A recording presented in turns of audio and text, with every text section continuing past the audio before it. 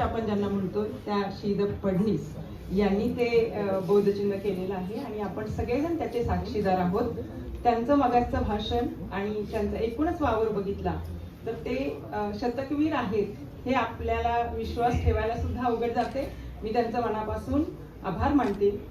2 मंत्री आज व्यासपीठावर आहेत आणि त्यांचं जे भाषेवरचं प्रेम आहे आणि म्हणजे आमचे महाराज साहेब आहेत शिवेंद्रराजे भोसले, ते तर सासवडच्या संमेलनापासून दरवर्षी सातत्यानं संमेलन मागत होते. दरवर्षी म्हणजे एखादा राजकारणातली व्यक्ती किंवा आमदार असलेली व्यक्ती दरवर्षी आपल्या संमेलनाची मागणी करते. ही खूप आश्चर्य करण्यासारखीच गोष्ट होती आणि ती पूर्ण झाली आणि त्यांचं पहिल्या दिवसापासून त्यांचं भाषेसाठी आंदोलन असेल किंवा संमेलनाच्या प्रती त्यांचा जो काही हा आहे त्याबद्दल त्यांचं मनापासून आपण खरं म्हणजे आभार मानूया, कारण त्यांचा वरदहस्त असल्यामुळं हे संमेलन अतिशय चांगलं होईल याबद्दल काही शंका नाही. आपण सामंत साहेबांचं भाषण मगाशी ऐकलं. ते आले आणि 10-15 मिनिटांमध्ये त्यांनी इतके फटाफट निर्णय घेतले की भाषेवर प्रेम करणारे इतके तत्पर आणि इतके निर्णयक्षम म्हणजे मंत्री आहेत याचा एक खूप मोठा आनंद या निमित्तानं वाटला.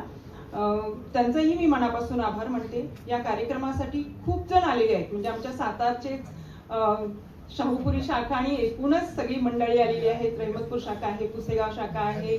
खूप मान्यवर या ठिकाणी दिसतात. आमच्या साहित्य परिषदेचे सगळे पदाधिकारी आहेत. आडकर सर आहेत, राजगुरू आहेत, मुठाणे सर आहेत, राजन लाखे आहेत, आमचे विदा पिंगळे आहेत, मृणालिनी काणितकर आहेत, अंजली कुलकर्णी आहेत.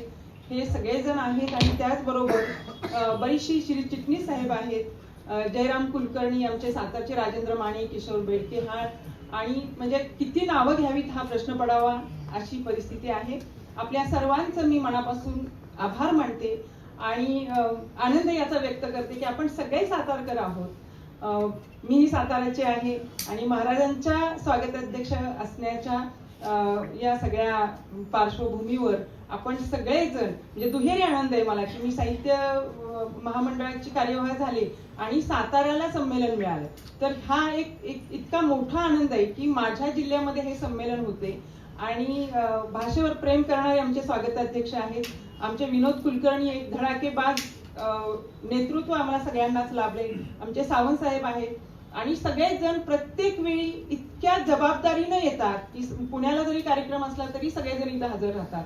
तर या सगळ्यांचं मी मनापासून आभार मानते आणि सगळेच कार्यक्रम इथून पुढचे चांगले होतील आणि एक इतिहासात दखल घेतली जाईल असं संमेलन ही होईल याची आपल्या सगळ्यांच्या वतीनं सातारकरांच्या वतीनं मी ग्वाही देते. आणि आज स्नेहलनं खूप सुंदर असं सूत्रसंचालन केलं. तीही सातारचे एक सातारकरांचा मेळाच आज भरलाय असं म्हणूया. सगळ्यांचा आभार मानते आणि थांबते. धन्यवाद.